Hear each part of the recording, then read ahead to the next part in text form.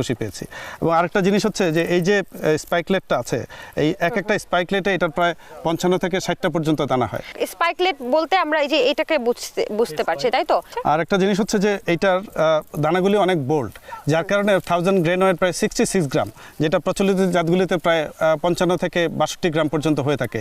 এইটাই এই জাতগুলির মূল উদ্দেশ্য, এবং সেখানেই যার কারণেই ফলনটা অনেক বেড়ে গেছে। আপনি দেখেছেন যে গম প্রায় বাংলাদেশে প্রায় 7.3 মিলিয়ন মেট্রিক টন প্রতি বছর গম আমদানি করতে হয়।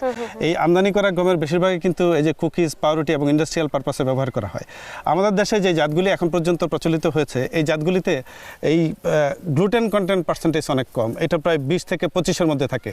এবং এই হাই গ্লুটেন ইন্ডাস্ট্রির যে রিকোয়ারমেন্ট, এটা ফুলফিল করতে গেলে আমাদেরকে গম আমদানি করতে হয়। একদম। এবং আমরা, আপনি জেনে খুশি হবেন যে আমাদের উদ্ভাবিত এই দুটি জাতে গ্লুটেনের পরিমাণ যথাক্রমে 28% এবং প্রায় 32% পর্যন্ত গ্লুটেন আছে।